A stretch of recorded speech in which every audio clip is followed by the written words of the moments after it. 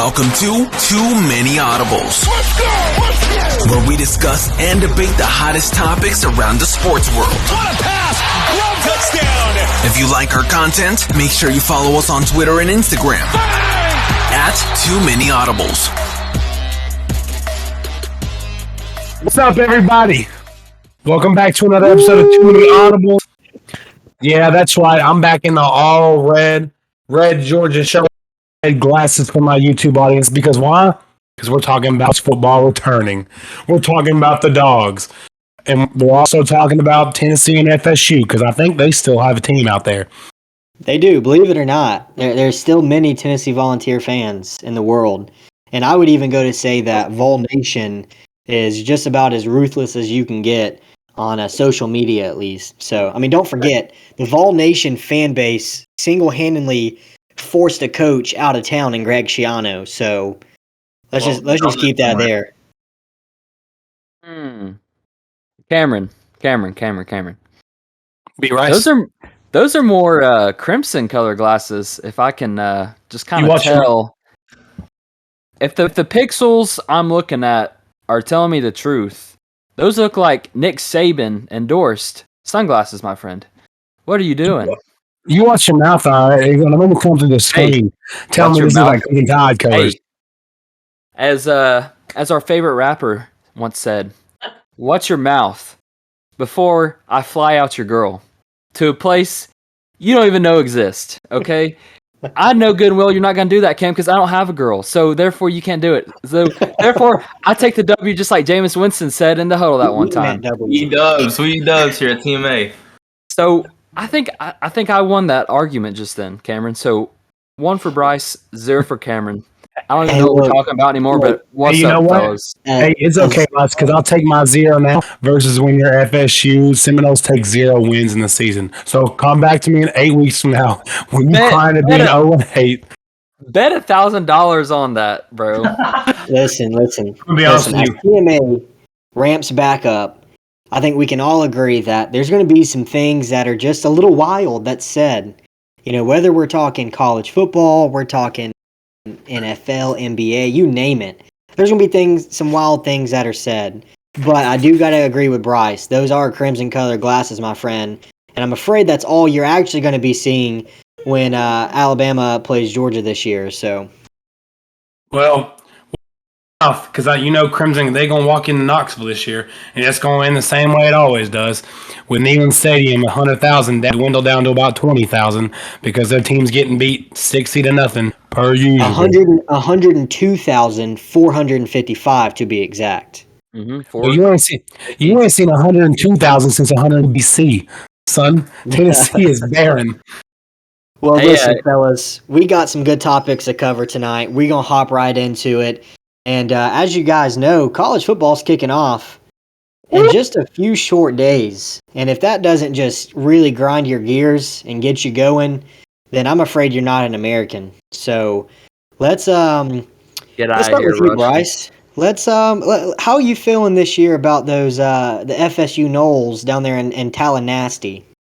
So, have you ever heard the saying? This is going off Cameron's glasses because I'm not going to let this one go.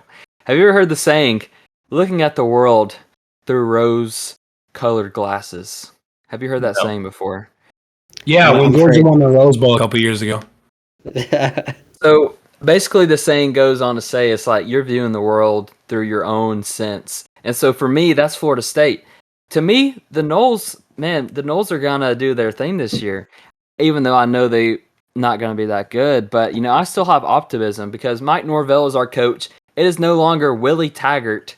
And we have a former Heisman contender at quarterback in Mackenzie Milton. He's got a vibranium leg at this point because he pretty much lost it a few seasons ago. So, we got a couple good SEC transfers in, Cameron. We like to talk about how the SEC is the second best conference in this podcast. So I know you'll like that. We got your boy Jermaine Johnson, sack master, dude. We got Jamie Robinson, solid safety from South Carolina. We got DJ Williams, a good running back from Auburn who started a lot last year. We got Keir Thomas, a defensive end from South Carolina as well. So we got lots of SEC talent coming in. We had a very good transfer portal haul this year. And we got Jay Sean Corbin at running back, Texas A&M boy. I can keep going down the list of all these SEC guys that have flocked down south to Mike Norvell's team. So I don't know.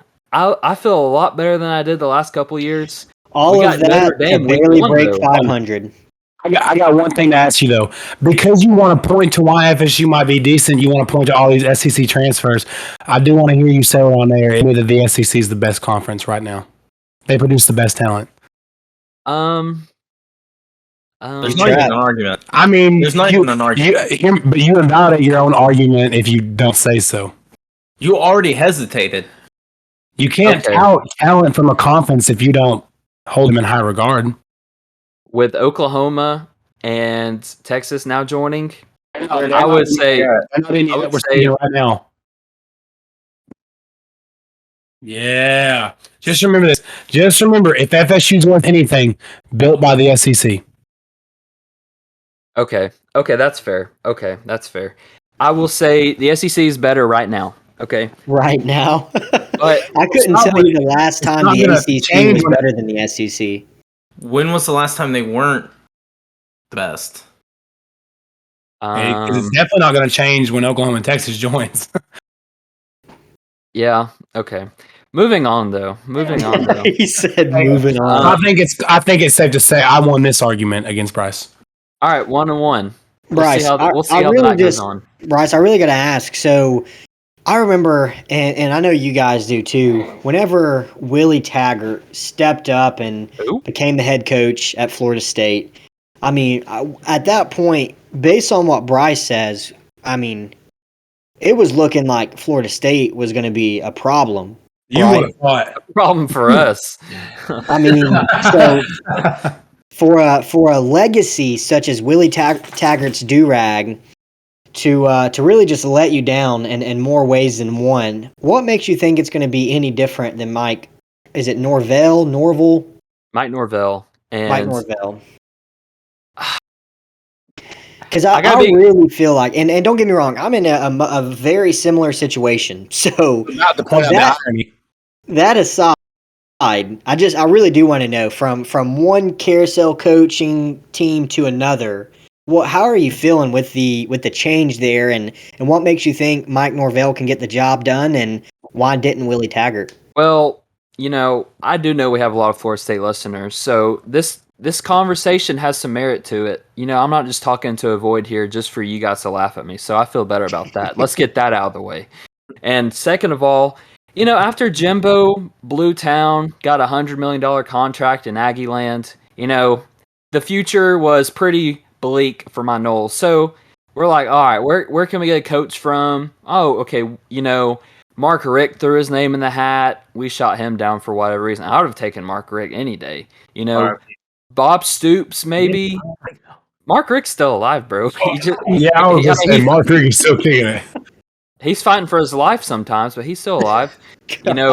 We had Bob Stoops on the phone, maybe. He said we can get him to work. So we went with Willie Taggart for whatever reason. Although smart just said, I don't even want to get near that dumpster fire. It wasn't a dumpster fire at the time. Now it is. But moving on to what I'm trying to say. So I was kind of in the same situation that Devins is now. I saw a guy that had, coached at Oregon, had been around, kind of the, Conference America wheelhouse of college football teams. I was like, young, promising. He wants to score fast. He wants to score now. He came in. He was dapping up the players. He was buddy-buddy with the players. He was, calling them like jit and all that stuff, trying to be cool with the players like that. He was not a coach. He was not coaching them. And that's why Landon Dickerson, guys like that, Blue Town went to Bama. They were like, no, we're done with this. Willie Taggart was doomed from the start. Mike Norvell, though, he'd coached at Arizona State, and he's been at Memphis the last several seasons, and he was actually pretty good at Memphis. If you know Antonio Gibson, guys like that, Kenneth Gainwell, he's got a track record of putting guys into the league that really shouldn't be in the league. And so his coaching tree far exceeds Willie's. And so just his attention to detail so far, he has done a lot. We have really hired a great support staff. We got Kenny Dillingham from Auburn to come in. We got the Ram the Los Angeles Rams chief of staff to come and be our chief of staff. A problem with Florida State when Willie was there, we would often forget to book hotels before games. We would not do walkthroughs before games. It's just like, you cannot be a coach and do that. Mike Norvell is very detail oriented, and he realizes that, our team the last few years has been trash. So like I was saying earlier, he got a lot of guys to come to the transfer portal. If you just look at the transfer portal on your own time, you really see like we have really improved in all facets. We got some pretty good recruits coming in. Travis Hunter next year, I know it's a year from now, but I can be excited now. So after hearing all that, Bryce, let's get a way too early. I guess it's not really way too early, but let's get a too early prediction, a realistic prediction. We're not doing hot takes quite yet. Realistic prediction, and then I want the rest of us to give a realistic prediction for Florida State's program as of this year. Well, we have a tough schedule, Devin. We really do. We got Notre Dame week 1. We have Florida. We have Miami. We have Clemson. We have those top of the middle teams and programs. And then you throw in, Pittsburgh and Louisville. Those guys can surprise people at times, and NC State does their thing. And UNC is really on the come up. We play UNC at UNC this year. Sam Howell is, in my opinion, the best quarterback coming into the draft this next season. So we really have a tough call, a tough, just line of schedule. So if we get 6 wins, maybe 7, I will be happy. And, that's sad coming from me because I like to, just boost my Noles to all eternity and say, it's our year. But it's not the case anymore, guys. It's not. We have been on the decline since Jimbo left, like I said, since Bobby Bowden, RIP, since he left. And so we have a lot of things to figure out. So I put us at 6 wins this season. Gotcha. Taylor, give it up for the Florida State Seminoles. Yeah, I mean, y'all are right. I'm literally looking at your schedule right now. I got y'all at 5 wins, to be honest with you. I can see that too. That's giving you the in-state game.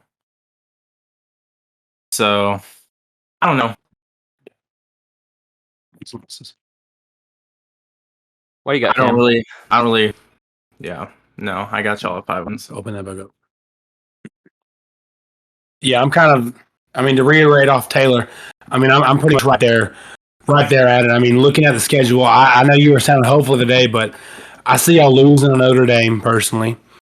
Just week 1. It's in Florida State, if I'm not mistaken, though. So that opens the door. Jacksonville State should be a win. Wake Forest, I'm going to give y'all that. Louisville, I'm going to say y'all don't win it. Syracuse, yes. North Carolina, no. But I'm looking at it. You got UMass, Clemson, NC State, Florida State, Miami, Boston College, and Florida. I think you lose 4 of the 6 in that group. So I'm kind of with Taylor. I think I got y'all about 5 and 7. Who knows? Slink in, maybe get that 6th win. Because at the end of the day, that's the mark of a good coach.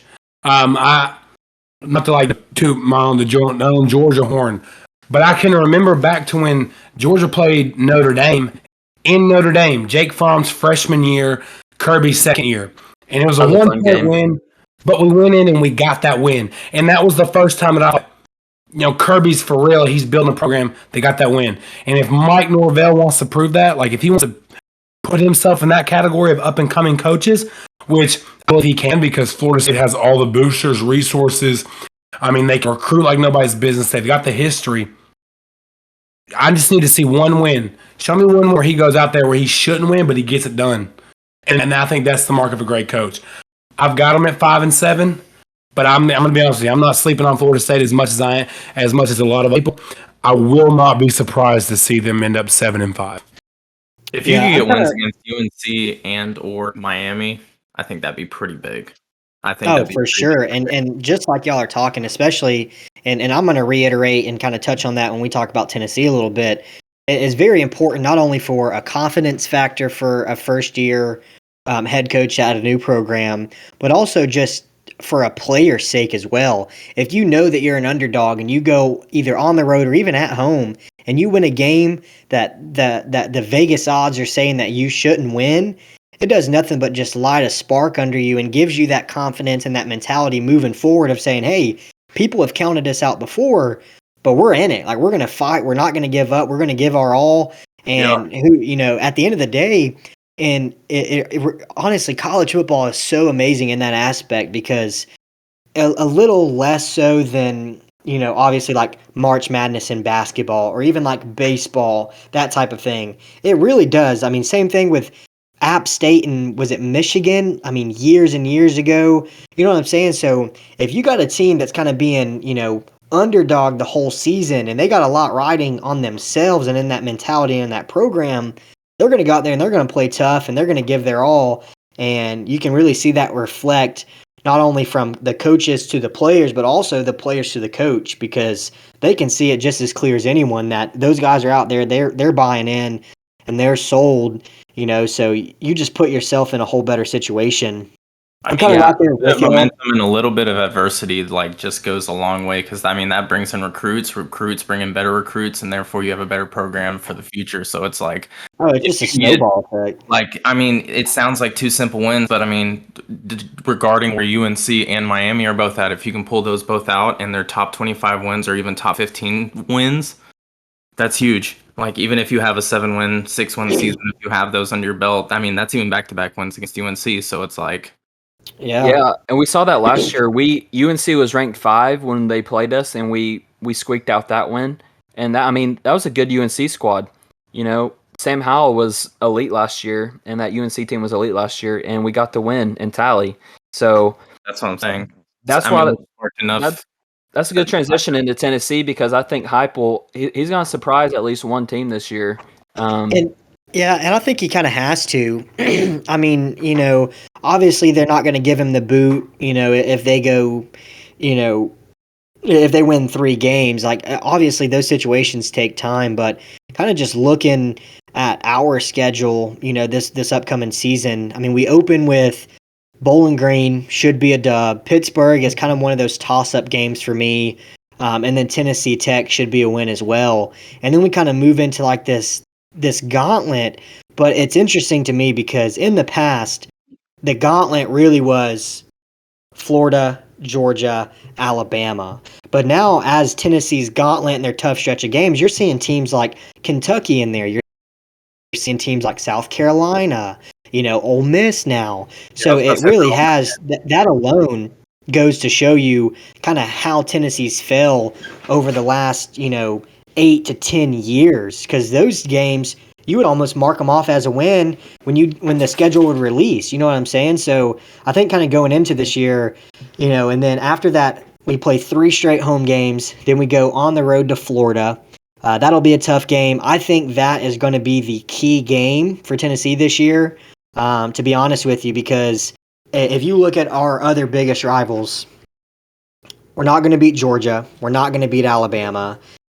So kind of those 3, Florida is definitely on that more manageable side to pull out a victory, especially on the road. That would be a huge win, and that would set the momentum going towards the rest of the season. Because if you go into that game 3-0, you win a good game against Pittsburgh, you take care of the other 2, you go into that game 3-0, then that alone just provides a spark going into a really big game against a rival who you hadn't beat in years.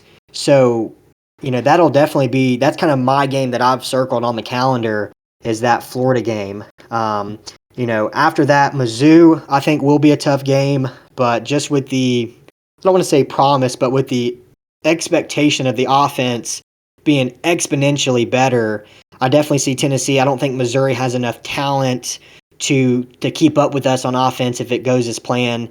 South Carolina will be a tough one. Of course, Ole Miss and kind of where they're at right now. I mean, they hung 40+ on Alabama last year, so that'll be a shootout. If I'm going to be 100% realistic with you, I have Tennessee right around that 5 or 6 game, winning as well. And that's being realistic. I know I feel like I'm a very reasonable Tennessee fan, whereas a lot of people you meet and you see, and this is why we have such a bad persona, if you will, around Tennessee fans is because there's a lot of them that say, "Oh no, we're going 9-3." You know what I'm saying? So that's not realistic. So I think right there around that 5 or 6 game, wins this year. But having that one key victory of a game that we're underdogs in, and the spread's close to double digits, and we pull one out. So that's where I'm putting us at. Hey, I got y'all at 6-6, but like, don't be surprised about that Ole Miss game. Like, I feel like that could be the one big game that y'all could pull out, because I feel like, I don't know, if your transfer quarterback from Michigan, if he settles in well enough, gets the offense rolling with a defensive led driven coach, it could be a shootout, and maybe y'all get the win in that, and that could be that signature win that y'all need. So look out for that one. That's what I'm saying. Is Milton looking at getting the start over Harrison Bailey? As of like 9 hours ago, yes. Yeah, so apparently he's been picking up a lot of steam in training camp and practices. And, the kid is a tank. He's 6'5", 250. He's strong. He's got obviously got Cam Newton. That's what I'm saying, so having that, there is definitely nice, just because in the past, our quarterbacks have just been eaten alive, man, behind offensive lines that, aren't really, a unit and have troubles protecting the quarterback. So having a guy that size in the backfield, I wouldn't, if I was a cornerback, I would say, Coach, please do not put me on a cornerback blitz. I'm not hitting that dude. You know what I'm saying? Like, and he's got the arm strength, he's got the size, he's athletic. It's really more of if he can get that IQ and the decision making down. Tennessee's going to throw the ball this year, especially after losing Ty Chandler and Eric Gray. Yeah, we still got Tyon Evans and Jabari Small, who's been doing really well in camp, but we're going to throw the ball. That is a Heupel-based offense. He ranked top 3 in the country at UCF in total yards per game, pace per, average per snap per drive or something like that. So, they're going to play up tempo. They're going to get plays out quick, and, they're going to hit you with those, 7, 12, 13 yarders, and then they're going to take a shot deep and go for the end zone. So it'll definitely be fast paced. Personally, I would like to see Harrison Bailey in that position just because he has a little bit more experience with some of those guys. But they have a talented receiver core, and I think a lot of people are counting them out, after losing Jawan Jennings and Marquez Callaway and, Josh Palmer. They got some speed and they got good size, and it's a good blend of having guys on that offense, especially when you want to play a fast tempo. I want to see how Heupel attacks that, because the problem with offenses like that is if you do 3 plays in succession and they fail, you're looking at a 40-second drive and your defense is out there. And so I want to see how Heupel attacks that. They still have a very good offensive line in place. Even though they lost a few guys, you still have the May brothers and you still have Darnell Wright on that offensive line. So it's still a stout line. And really, it's just about getting your quarterback in space in that type of system. And like you said, I think Joe Milton kind of fits that bill more because, if he sees a play breaking down, there's no guys open on his little speed option that Coach Heupel's calling. Milton can just take off and run with it. And I think that's what Pruitt wants him to do. But you just have to be calm and collected with that type of offense because, like Blaine was saying in the Discord, he made a fair point. You do plays in quick succession, like that, and say they don't get the first down, you can quickly run out of steam. And so I think Heupel he fits the billing for that type of offense because at UCF, you saw a lot of his type of schemes that he ran where, they would put up 400 yards a game, but he's coming into the SEC now. And so obviously he doesn't have his guys that he really wants yet. So give it a couple years, he'll start recruiting players that really fit that mold, of guys that can get open quick in space. And I think Heupel, has a very good chance to succeed with that type of offense. I'll say this, and I said it last year. And to be honest with you, I will probably continue to say it every year we do this podcast around preseason until the point that Tennessee gets to the point where they're beating Georgia. I'll say this. College football is better when Tennessee is good, and same for Florida State. When Florida State and Tennessee are good, college football is better. So maybe in a way, I'm pulling for Tennessee this year. I always pull for them over Florida, so that's a fact. And so as I'm looking at their schedule, you know what? I'm going to say the Tennessee. I'm going to give people the benefit of the doubt until he proves me wrong. Y'all going to start out 3-0. You should win. Pittsburgh, Bowling Green, and Tennessee Tech. You should absolutely beat all that. I'm going to say that Tennessee does. And I'm going to say that Florida game, I'm going to say the two games I'm most looking forward to is Florida, and I'm looking at Ole Miss. Because I'm looking at Florida because Florida, y'all should lose. Florida's a program that Dan Mullen's built for now 3 years now, or maybe 4. I can't remember. I think it's this 4. Might be going into his 4th. As I said, 3, it didn't sound right. His 4th season. So that's an established program. I have my own doubts in Emory Jones, but we can talk about that in another topic. I think there's a window of opportunity for Tennessee to win here. You're going to need players to step up, but I like to see Tennessee win that game. And the second thing I look at is I look at Ole Miss. I look at Ole Miss because that's going to challenge you in a different way. Ole Miss, they're going to hang up points too, and you're going to have to hang up points. But I would like to see that's the game that's going to show me, because Alabama, you're just overpowered. Georgia, you're overpowered. So let's not even accept those. Ole Miss, can your offense hang in there? And when it comes down to it, can your defense get the stop? And that's what it's going to boil down to. And not only is that a huge game for those reasons, but it's sort of a revenge game too. You know, Lane Kiffin being at Ole Miss now and having that stint in Tennessee, you know, a lot of people were hoping, myself included, if Lane Kiffin would have came back home on Rocky Top, I would have been over the moon. I would be taking a much different approach this year than I would be where I'm sitting at right now, you know. So that is kind of one of those games where, you know, we all know how Lane Kiffin is. He's one of the most creative and just elite offensive-minded coaches that we've seen in college football since I've been watching. You know, so seeing that too, you know, Heupel had success at UCF running those offenses, throwing up points, you know, 400-plus yards per game. Lane Kiffin has a much similar backstory. So that's going to play a huge, a vital part of this season for us, because if we drop to Florida and then we turn around, let's say we beat Mizzou, beat South Carolina, we get a little bit more momentum going into that game. We play Ole Miss at home, and with Tennessee or Neyland Stadium being at full capacity this year, it could get a little bit rowdy, and that's going to be a huge difference. I'm very excited for that game. Very excited. Which game? I'm going to that game, by the way. You're going to Ole Miss, Tennessee? I am. I'll be recording live, baby. TMA from Neyland. One more? I'll tell you what. I may. I'm not lying. Like, I will say this year's a year I'm trying to hit up as many different stadiums and matchups as I can. So anybody that's like going to a game and they got room for one more, I'm tagging along. We'll let you on the podcast for a guest appearance. You know, we got to do what we got to do. Might have to.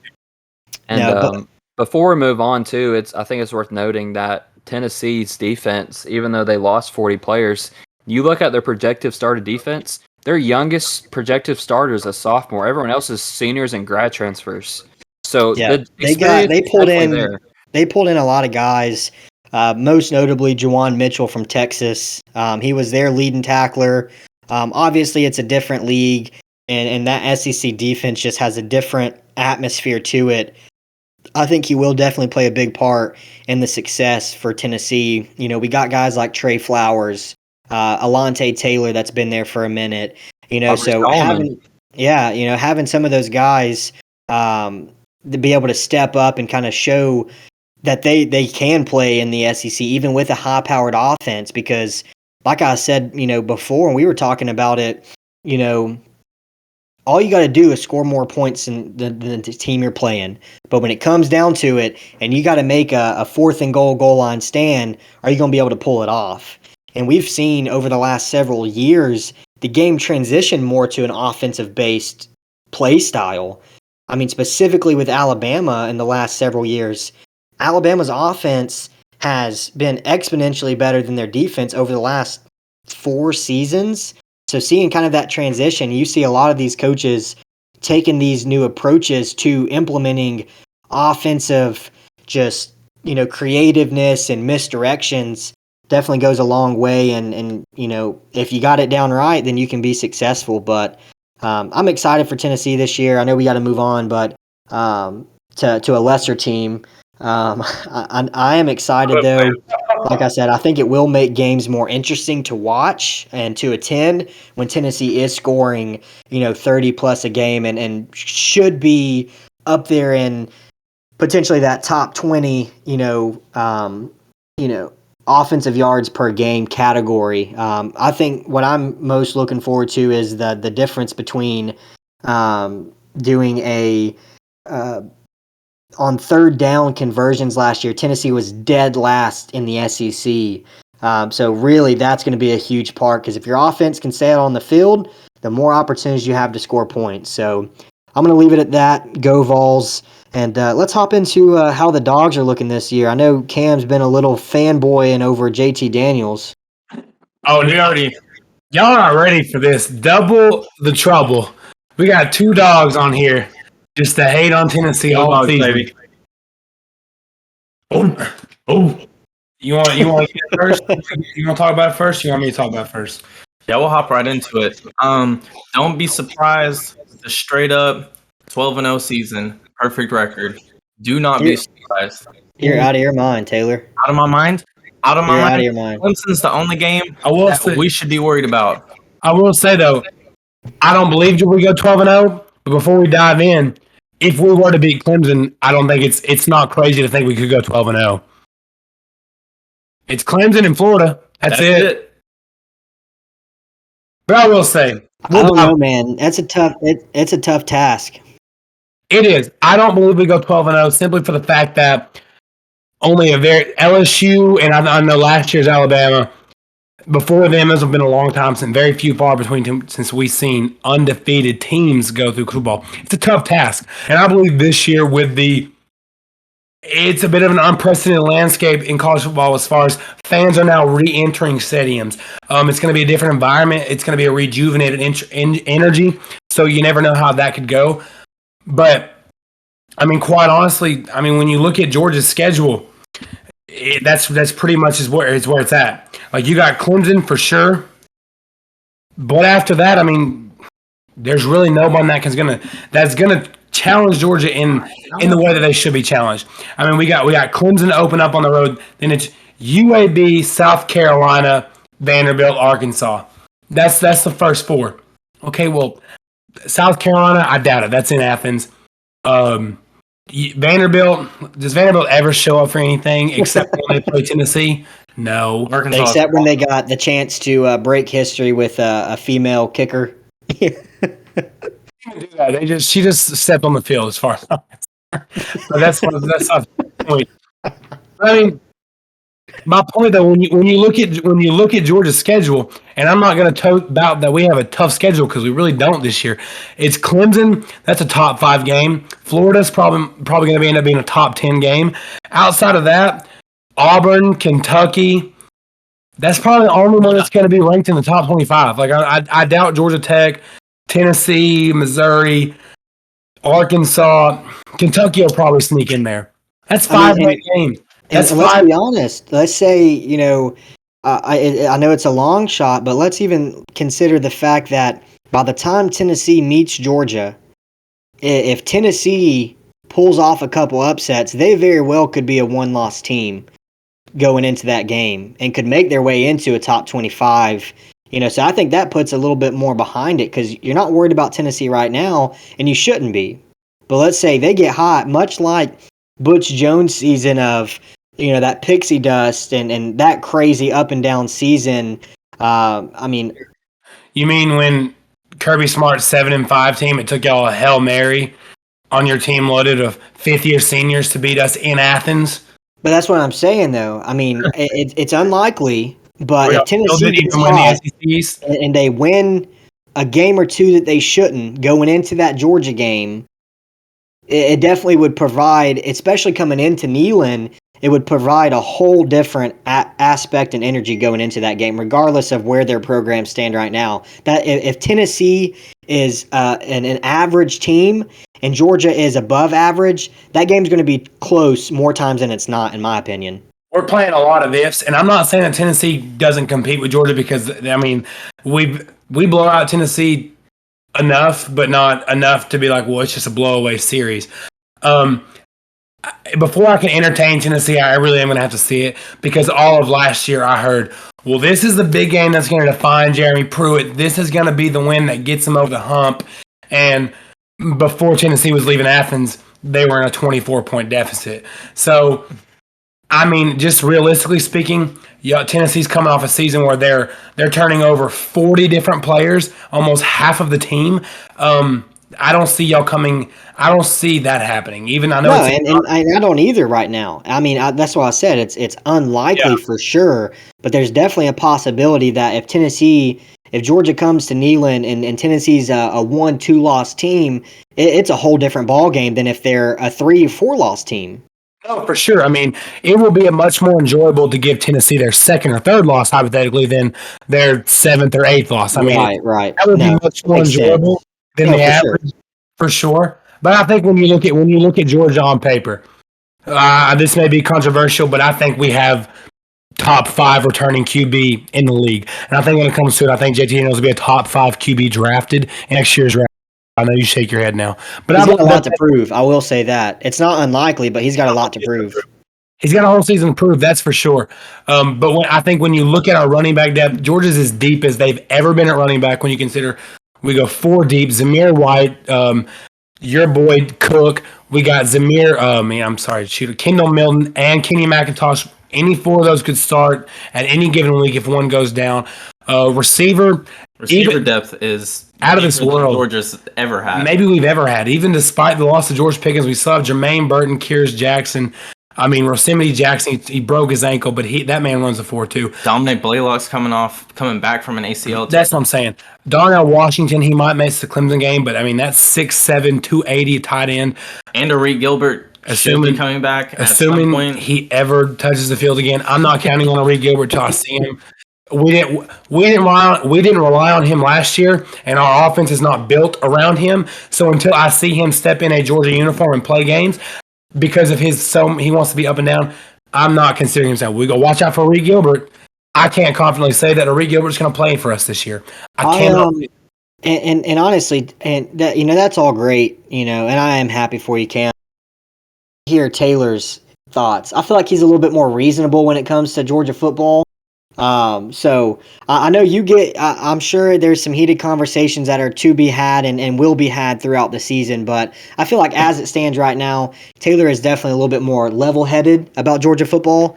So, Taylor, and you can caviar, you can piggyback off things Cam said, but I would just like to hear your thoughts and not Cam.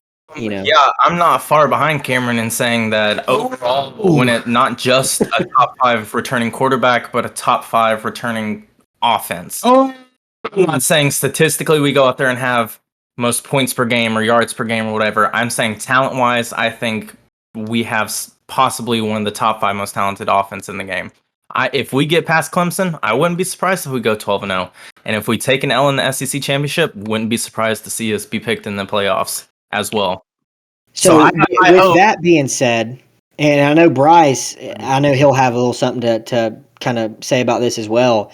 Let's say Clemson beats Georgia week 1, and Georgia wins the rest of the games, throughout the rest of the season, makes it to the SEC championship game, and loses. Is there any possible way Georgia gets in? Probably not. No, it hasn't been done yet. No, I thought you were going to ask if we lose to Clemson, can we still get in? Which I think the answer is no question, absolutely. But depends on how bad you lose. Huh? I don't think it matters how bad we lose. I still think we get in. If that's our only loss. If Clemson completely blows out Georgia week 1, wins by 30 points. Notre Dame was completely blown out by Clemson in the ACC championship and still got into the playoffs, and that was much more recent than the first game of the season. In 2017, Ohio State lost 55-0 to Iowa, and they were still in the conversation about who should get the 4 seed, them or Alabama. Alabama got it, but they were still in the conversation. So I absolutely believe, I'm glad you talked about that because I wanted to get on that. I think there's more pressure on Clemson to win this game than there is Georgia because perception is everything. In every facet of the – hear me out, Devin. Perception is everything in the facet of everything in the world. Your perception is pretty much your reality. So the perception right now is Georgia's hobbled. We got Tyke Smith and Darnell Washington, Arik Gilbert, and George Pickens. Warren Erickson. And our starting center are unlikely to play in that game. So what you're looking at is, by perception of the viewing, a hobbled Georgia team going to play a Clemson team.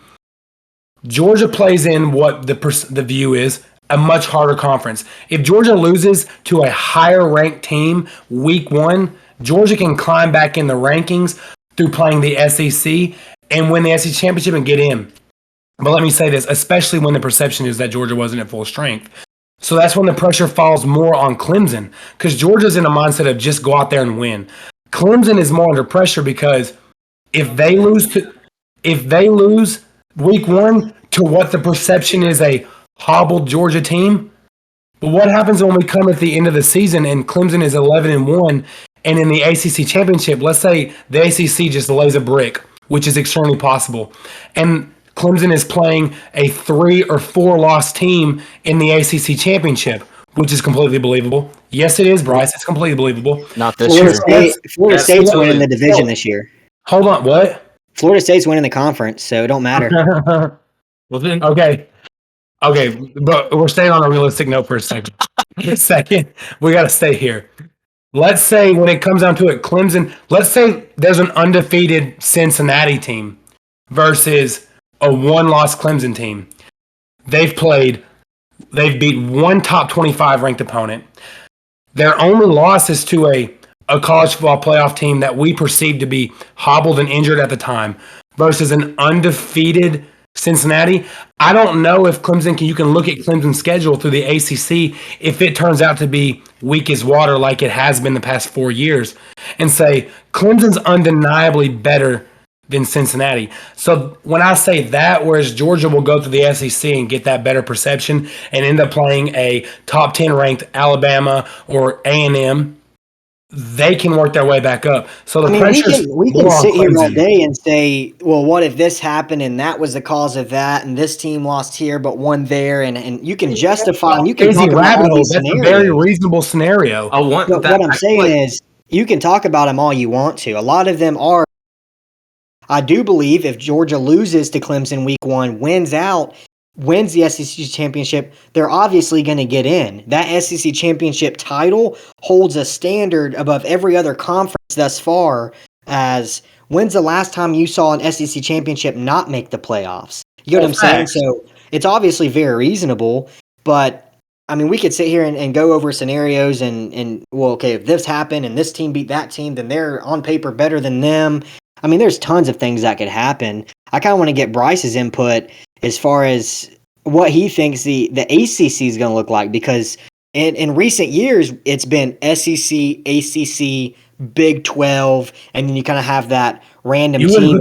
You wouldn't put the Big 10 above the ACC given to a 5-year span? A 5-year span, Iowa, Penn State, Michigan, Ohio State. And Ohio State, I feel like, and Michigan State, if you really want to go 5 years back, have done more. That's facts. That's what I'm saying. That's what I just want to get Bryce's input as far as where his conference stands in the recent discussions of teams jumping ship, moving to the SEC. Talk about a couple of teams forming alliances, that type of thing.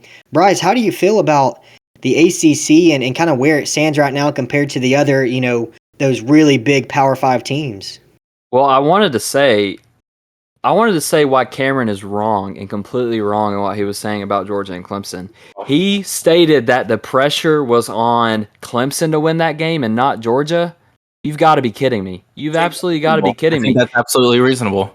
No, it is not, because here is why. Trevor Lawrence, your best starter in Clemson football history, never lost a regular season game. So you just replace him with one of the best athletes in the country. Let me explain why. Because you get a guy who's only started 1 or 2 games, DJ Uiagalelei, and he is going in there cold against a team, Georgia, that has been building this thing, and that you finally have your quarterback at the prized possession, JT Daniels. Cameron last year was making an excuse for every time Georgia failed. He kept saying, it's because we don't have a quarterback situation figured out. We keep switching guys. We have guys that are improving. We're talking about pressure on the season. Isn't that what Clemson is doing? They don't have any games that can come back. Clemson is replacing Trevor Lawrence at starter with a guy that really has only one game of meaningful reps. And it was at Notre Dame, a top 10 ranked team, prime time. Don't act like he started against Florida State. Double overtime. I would argue that DJ was not the factor in that win because it's the Clemson defense. We didn't even watch that game. But I know all I need to know. My point is, though, that you were sitting here last year, Cameron, and every time Georgia would lose or every time Georgia would underperform, you would pin it at the quarterback position because you guys went through a carousel of quarterbacks. So you're putting Georgia's problems last year on the quarterback. So for you to sit here and say that it's Clemson's game to lose and that the pressure is on them, that's completely false, and that completely is using your logic against you because Clemson is trying to replace their best quarterback ever. And they're going to come in against a team. I actually kind of agree with Bryce here, and here's why. And it's not going to take very long. Let me put it this way. And Kirby Smart's now 6th year at Georgia? 5 years. This will be his 6th year. This will be his 6th. You're talking about Kirby Smart's 6th year at Georgia. You've had a top 5, top 7 recruiting class every year he's been there. You've had great seasons. You've won the SEC championship. You've won a Rose Bowl. You've went to the national championship. I think all of that plays a factor of how more pressure's on for Georgia. Because if you look at it, you should beat Clemson. If we're being realistically honest, you should beat Clemson. They have a stout team, but you're talking about losing key parts of their offense. You're talking about Trevor Lawrence and Travis Etienne, who accounted for over half of their total yards per game, it seemed like. I understand there's different ways to look at it. Yes, pressure is on Clemson because they need to still prove, and Dabo Swinney and Brent Venables needs to prove that they can do it without those guys. But if you look at solely that game alone, there's more pressure on Georgia because Kirby Smart, he's won games in top 10 matchup primetime games. But if you're talking about setting the precedent and the mentality and the energy of your season going forward, there's more pressure on Georgia to win that game than there is for Clemson. I will say this. Look at it this way. Who had more pressure going into last year's AFC Championship, the Bills or the Chiefs? The Chiefs. Facts. Why? Because they were expected to win. They've been there before. The perception around them was generally that they're better. Same thing applies. Clemson has been to 4 national championships under Dabo, won 2 of them. They run the ACC. They're a general lock for the playoff every single year. And the biggest thing of the pressure is Clemson doesn't have a tough schedule to fall back on. They've got an easy, weak as the water that Jesus walked on schedule to fall back on. So if they lose week 1 to Georgia, they're not going to have this quality win up there to boost for themselves. Whereas Georgia could have a top 10, 15 win against Florida, a top 25 versus Kentucky and Auburn, and a top 5 versus Alabama before it's all said and done.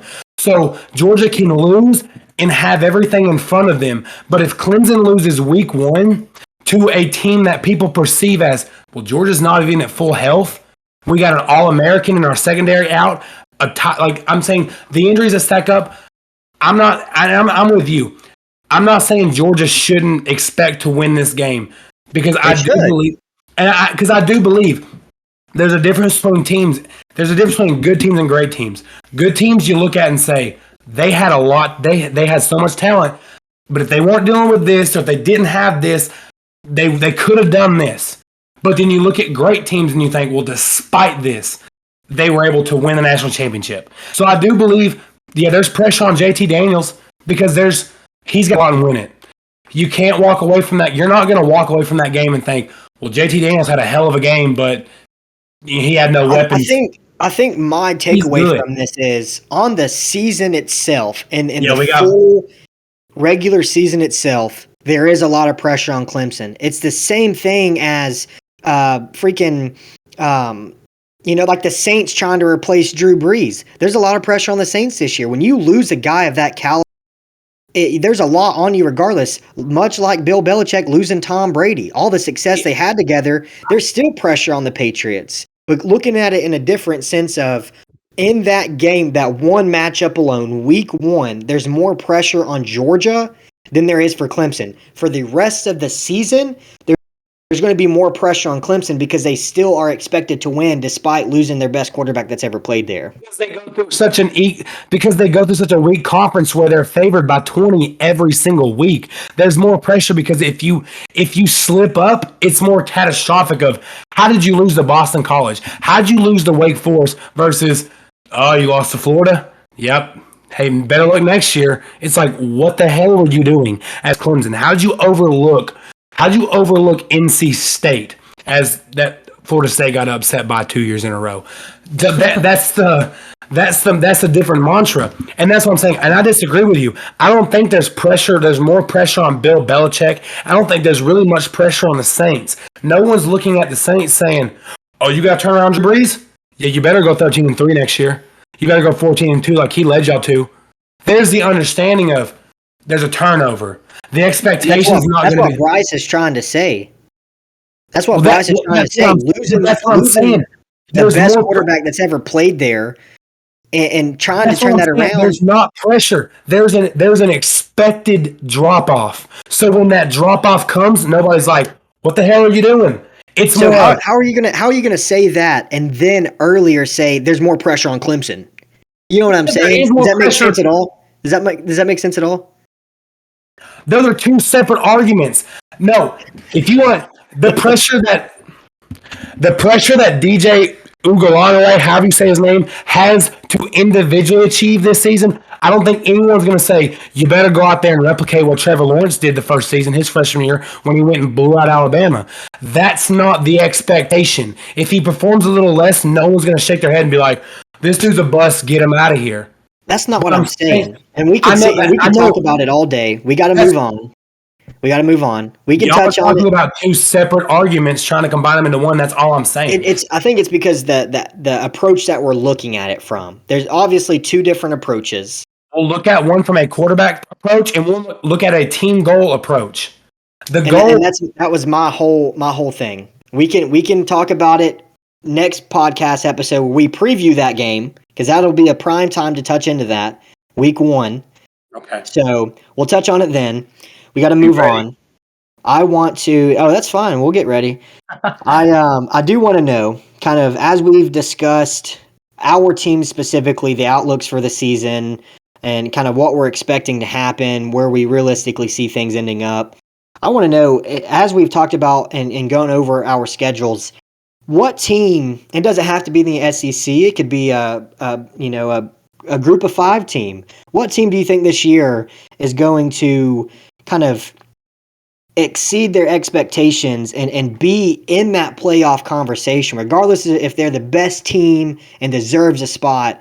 What teams y'all got that will kind of slowly just creep their way up the top 25 the whole year and end up around that 7-8 spot come playoff time?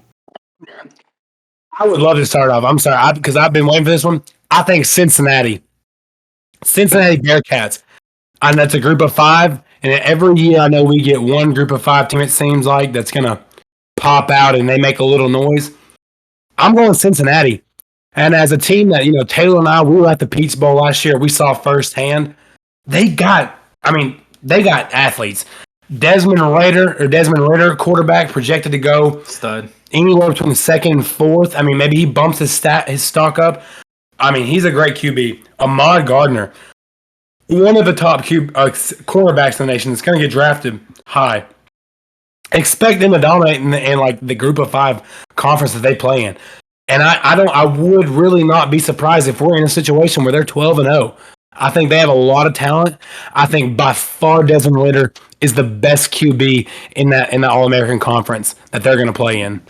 So I would not be surprised to see them 12-0 making some push for the playoff. I do like that pick. I like it just because you saw after that bowl game, there was pictures everywhere of one guy standing on the field watching that celebration, and they said that guy right there is going to be one to watch next year.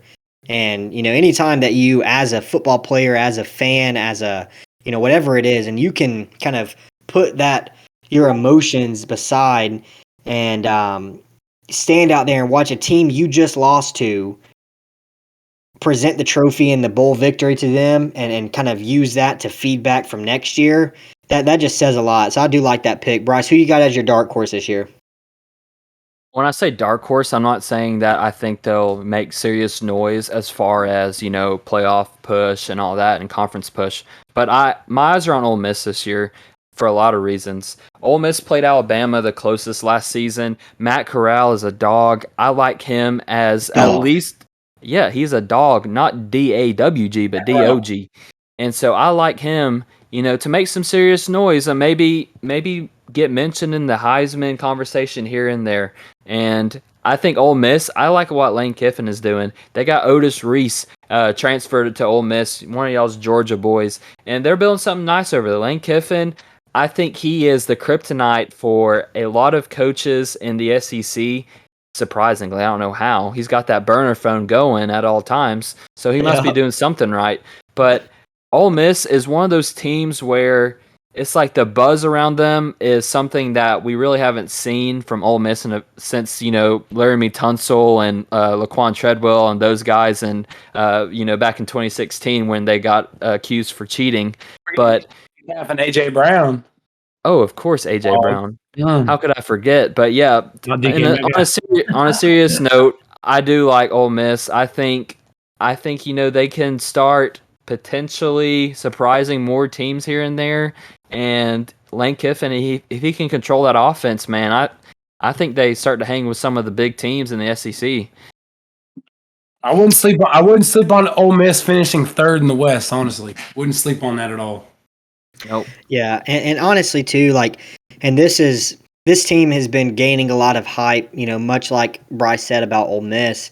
It honestly wouldn't surprise me if we see North Carolina up there as well. They're going to be a stout team this year. They have call North Carolina a dark horse? Yes. I would say relatively, yeah. I mean, I think they're right around the preseason, top 10, top 12-ish, but no one expects them to finish there, I'll tell you that. That's fair. So kind of, seeing they have a very favorable schedule, outside of probably the Notre Dame game. I could realistically see that being their only loss. I think they beat a Miami team.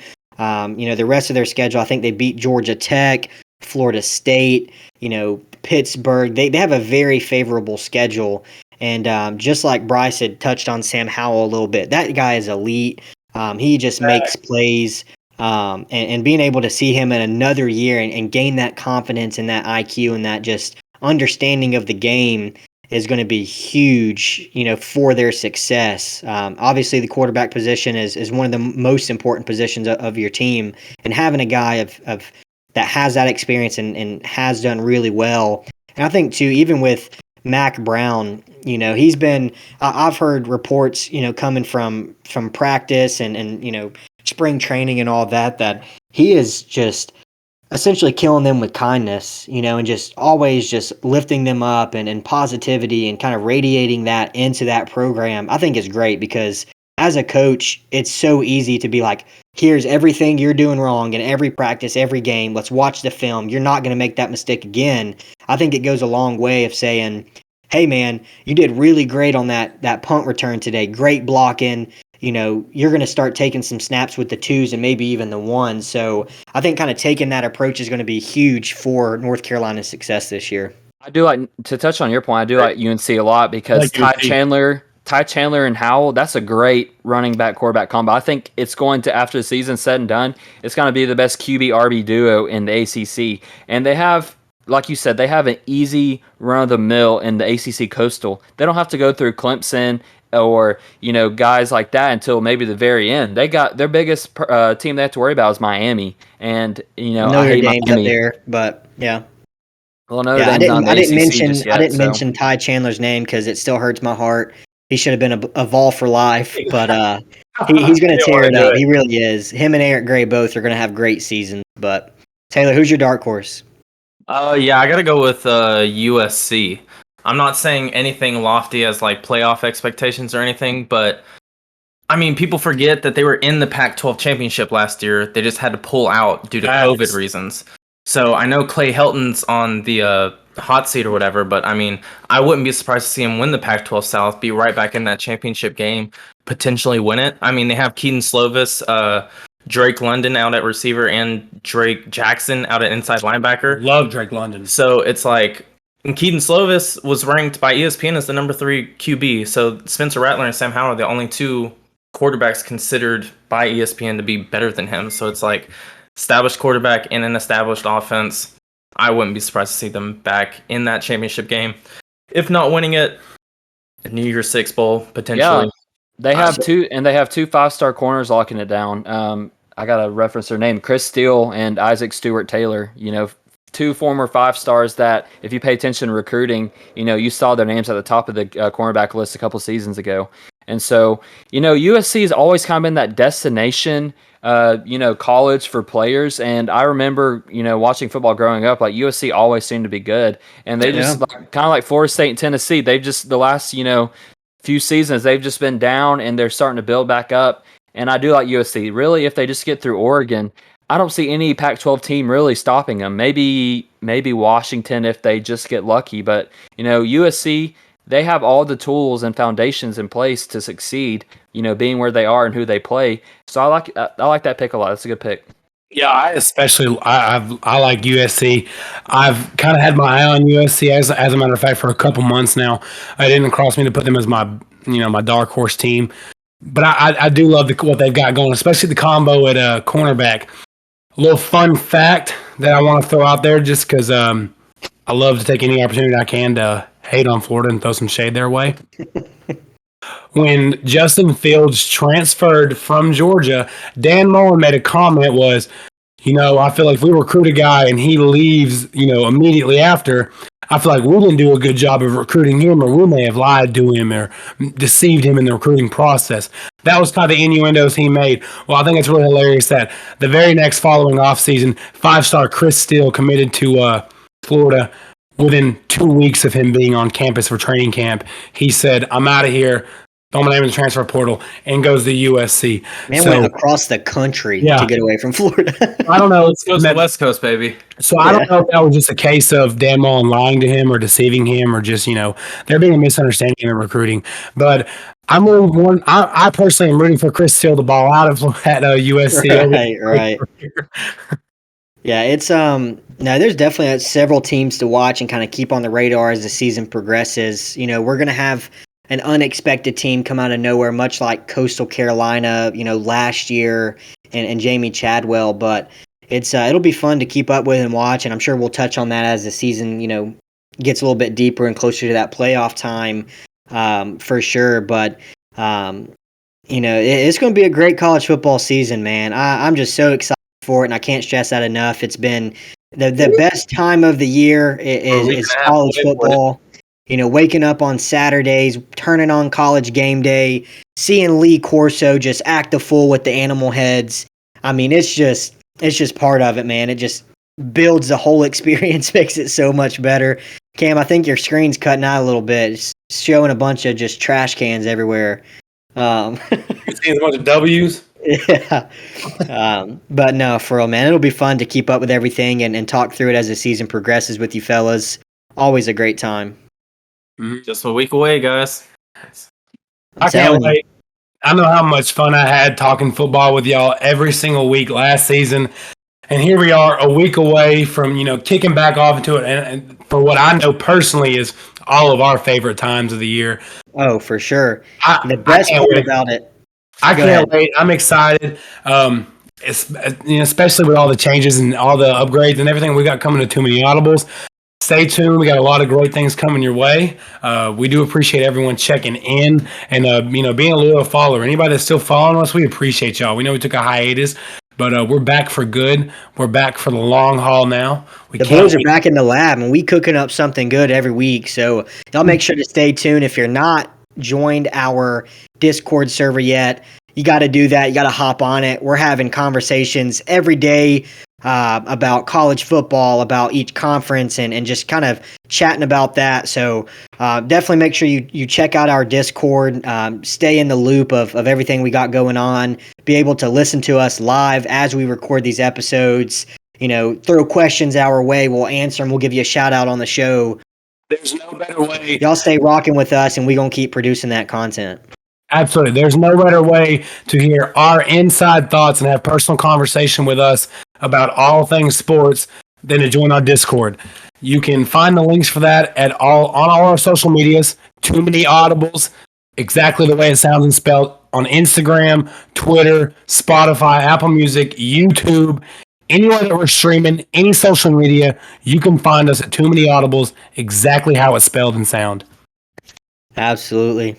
Bryce, Yes, why don't you sir. break us down tonight, my friend? Just want to say stay tuned because next episode we have two very special guests that will be joining us on our show to break down all the exciting things they have going on in their world of technology. So we appreciate you guys. Thank you, Matt. Shout out to our support cast. Join our Discord, as Cam said. We will be talking anywhere from hamburgers in the food section to Georgia football to Travis Etienne. We'll be talking about it all. So join our Discord. It's a pleasure, guys. Reactions, they're right there. Yo, disclaimer, we will not be talking about Travis Etienne because he's done with it. Hey, I'll be talking about him because I will not be drafting him now. Even though there's a poor soul That's right. somewhere that You drafted gentlemen- Etienne, Cam Akers, and Carson Wentz, and now their season's done. You gentlemen better get ready for that fantasy football draft coming up. We're ready to lock it down, have a great season, fantasy and in real life, because that's how we do it. Stay tuned, and we appreciate everybody. Thanks for tuning in. As always, the dogs. Touchdown. If you like our content, make sure you follow us on Twitter and Instagram at Too Many Audibles.